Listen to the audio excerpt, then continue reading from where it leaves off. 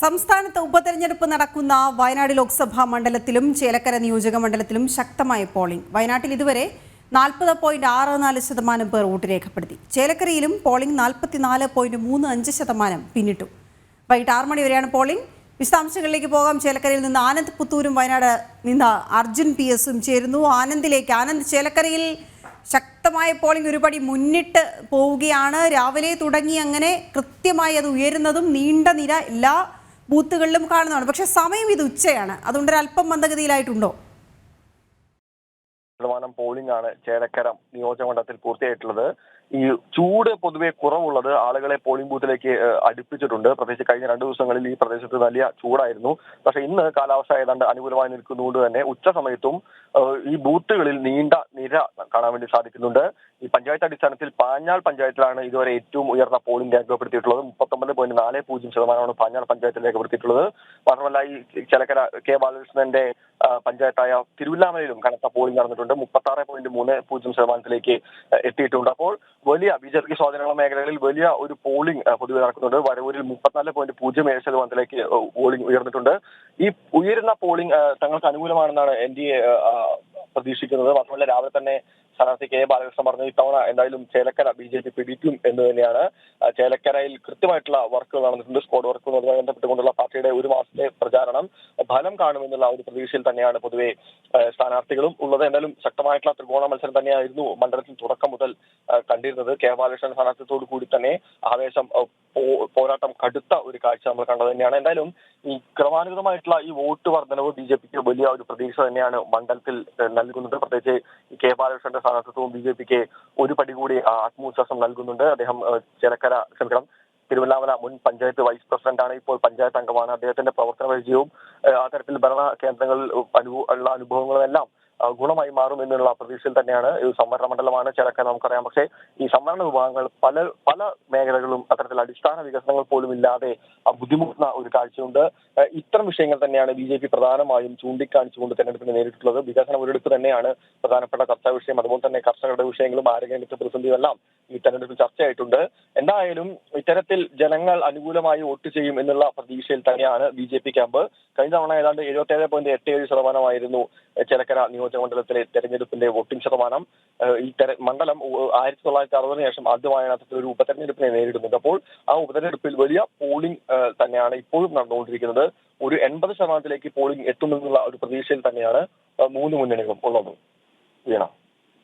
ചേലക്കരയിൽ നിന്ന് ആനന്ദ് പുത്തൂരങ്ങൾ നൽകുകയായിരുന്നു. തിരിച്ചു വരാം. പിന്നീട് വയനാട് നിന്ന് അർജുൻ PS ചേരുന്നുണ്ട്. അർജുൻ, ചൂരൽമലയിലടക്കം അർജുൻ വിവിധ ബൂത്തുകൾ പോയതാണ്, അവിടെ നിന്ന് റിപ്പോർട്ട് ചെയ്തതാണ്. നമുക്കറിയാം വയനാടിൻ്റെ ഒരു ഭൂമിശാസ്ത്രം അനുസരിച്ച് അല്പം വൈകും ആളുകൾ ബൂത്തുകളിലേക്ക് എത്താൻ. പല ബൂത്തുകളും അങ്ങനെ ഉള്ളിലേക്ക് അല്ലെങ്കിൽ ചെന്ന് കയറാൻ പ്രയാസമുള്ള ഇടങ്ങളുമൊക്കെ ഉണ്ടാകാം. പക്ഷേ രാവിലെ ഒന്നും നമ്മൾ കണ്ടത് അങ്ങനെയല്ല.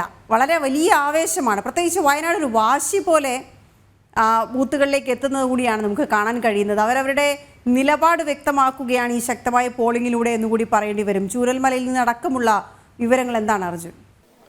തീർച്ചയായും വീണ 40.64% ഇപ്പോൾ പോളിംഗ് എത്തി നിൽക്കുന്നത്. അത് ഭേദപ്പെട്ട പോളിംഗ് എന്ന് നമുക്ക് പറയാം. ശക്തമായ പോളിംഗ് എന്ന് പറയാൻ കഴിയില്ല, എങ്കിലും ഭേദപ്പെട്ട ഒരു പോളിംഗ് തന്നെയാണ് വയനാട്ടിൽ നടക്കുന്നത്. സ്വാഭാവികമായിട്ടും ബത്തേരിയിൽ 39.39% പോളിംഗ് ആണ് രേഖപ്പെടുത്തിയത്. മാനന്തവാടിയിൽ 39.54%, കൽപ്പറ്റയിൽ 41.11% പോളിംഗ് ആണ് ഇപ്പോൾ രേഖപ്പെടുത്തിയിരിക്കുന്നത്. അതിൽ ബത്തേരിയാണ് BJP സംബന്ധിച്ചിടത്തോളം അല്ലെങ്കിൽ NDA സംബന്ധിച്ചിടത്തോളം ശക്തി കേന്ദ്രമായിട്ടുള്ള ഒരു കേന്ദ്രമായിട്ടുള്ളത്. അവിടെ 39.39% പോളിംഗ് ആണ് രേഖപ്പെടുത്തിയിട്ടുള്ളത്. ഇത് NDA ക്യാമ്പിന് വലിയ രീതിയിലുള്ള ഒരു ആത്മവിശ്വാസം നൽകുന്നത്. അത്രയ്ക്ക് ഈ പോളിംഗ് കൂടുന്നത് നേരത്തെ വീണ പറഞ്ഞതുപോലെ തന്നെ വലിയ ഒരു തങ്ങളുടെ വികാരം ഇവരെ അറിയിക്കുക, ഈ ഒരു തങ്ങളുടെ സംവിധാനത്തിലൂടെ ഈ ഒരു തങ്ങളുടെ എന്താണ് മനസ്സിലുള്ളതെന്ന് അറിയിക്കുക എന്നുള്ളത് തന്നെയായിരിക്കാം ഇത്തരത്തിൽ ആളുകൾ കൂടുതൽ ആളുകൾ ഈ പോളിംഗിന് വരുവാനുള്ള ഒരു സാധ്യത കാണുന്നത്. അത്തരത്തിൽ രാവിലെ സൂചിപ്പിച്ചതുപോലെ തന്നെ ഒരു തണുപ്പേറിയ കാലാവസ്ഥയാണെങ്കിൽ കൂടിയും ആളുകൾ ഒരുപാട് എത്തുന്ന കാഴ്ചയായിരുന്നു നമ്മൾ കണ്ടത്. എന്നാൽ ഇപ്പോൾ ഏകദേശം ഉച്ചയായപ്പോൾ മന്ദഗതിയിലേക്ക് ഒരു പോളിംഗ് ഏകദേശം ഒരു മന്ദഗതിയിലേക്ക് പോകുന്ന ഒരു കാഴ്ചയാണ് നമുക്ക് കാണുവാൻ സാധിക്കുന്നത്. ആളുകൾ ഒക്കെ കുറഞ്ഞു തുടങ്ങിയിട്ടുണ്ട്. പോളിംഗ് ചെറിയ മന്ദഗതി രീതിയിലാണ്. നേരത്തെ വീണ സൂചിപ്പിച്ചതുപോലെ തന്നെ ഈ ഒരു ഭൂമിശാസ്ത്രം അനുസരിച്ച് കാടിൽ ഉള്ളിലൊക്കെ താമസിക്കുന്നവരൊക്കെ ഉണ്ട്, നിരവധി പേരുണ്ട്. അത്തരത്തിൽ അവർക്ക് പുറത്ത് ഇറങ്ങി വരേണ്ടതുണ്ട്. ഈ കാടിന് നടക്കുള്ള ചേകാടി അടക്കമുള്ള പ്രദേശങ്ങളുണ്ട്, അവിടെയൊക്കെ ആ പോളിംഗ് ഇപ്പോഴും നടന്നുകൊണ്ടിരിക്കുകയാണ്. എന്നാൽ തന്നെയും നമ്മൾ വിചാരിക്കുന്ന അത്ര പോളിംഗ് ഉണ്ടായിട്ടില്ല എന്നുള്ളത് മാത്രമാണ് ഏറെ വസ്തുത. നേരത്തെ നമ്മൾ ചൂണ്ടിക്കാണിച്ചതുപോലെ ഈ ചൂരൽമലയോര നിവാസികളുടെ ഒരു ഉള്ളിൽ എന്താണ് എന്നുള്ളത് ഈ ഒരു തെരഞ്ഞെടുപ്പോട് കൂടി നമുക്ക് മനസ്സിലാക്കാൻ സാധിക്കും. ഇവർ വലിയൊരു ദുരന്തം കഴിഞ്ഞ ശേഷമുള്ള ഒരു തെരഞ്ഞെടുപ്പാണ്. പക്ഷേ ഇതുവരെയും ഇവരുടെ ദുരിതത്തിന് ഒരു അറുതി ഉണ്ടായിട്ടില്ല.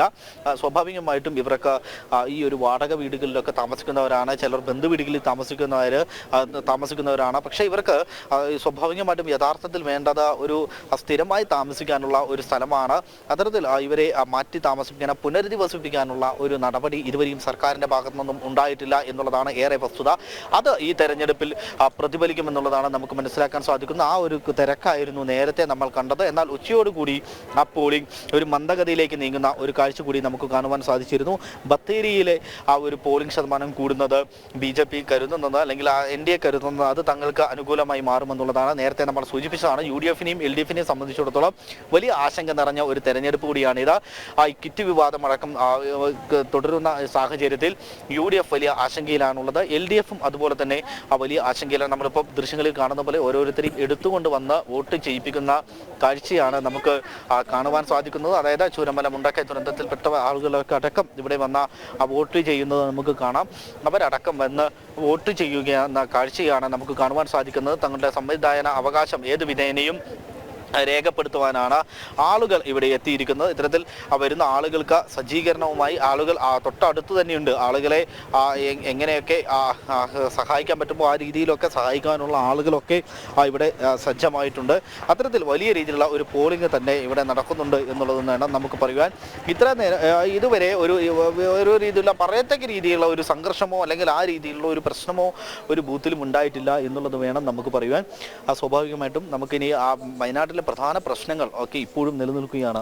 അതായത് ഇത്തരത്തിലുള്ള ഈ ചുരം ബദൽപാത, മറ്റേ വന്യജീവി ആക്രമണം, അതുപോലെ തന്നെ ഇത്തരത്തിലുള്ള രാത്രിയാത്രാ നിരോധനം തുടങ്ങി നിരവധി പ്രശ്നങ്ങളാണ് വയനാട്ടുകാർ അഭിമുഖീകരിക്കുന്നത്. ഓരോ തെരഞ്ഞെടുപ്പ് കഴിയുമ്പോഴും ഈ പ്രശ്നങ്ങൾ തങ്ങൾക്ക് ഒഴിവായി കിട്ടുമെന്നുള്ള ഒരു ആത്മവിശ്വാസം അല്ലെങ്കിൽ അത്തരത്തിലുള്ള ഒരു പ്രതീക്ഷ ഇവിടെയുള്ള ജനങ്ങൾക്കുണ്ടായിരുന്നു. പക്ഷേ അതൊരു തരത്തിലുള്ള മാറ്റവുമില്ലാതെ വീണ്ടും തുടരുന്ന സാഹചര്യം, ആ വിഷയങ്ങൾ അതേപോലെ തന്നെ വീണ്ടും മറ്റൊരു തെരഞ്ഞെടുപ്പിൽ ഉന്നയിക്കുന്ന ഒരു സാഹചര്യമാണ് ഉണ്ടാകുന്നത്. അതൊക്കെ തന്നെ വലിയ രീതിയിൽ തിരിച്ചടിയാകുമെന്നുള്ള ഒരു ഭയം കോൺഗ്രസിനെ സംബന്ധിച്ചിടത്തോളം, അല്ലെങ്കിൽ CPM-നെ, LDF-നെ സംബന്ധിച്ചിടത്തോളം, UDF-നെ സംബന്ധിച്ചിടത്തോളം ഉണ്ട്.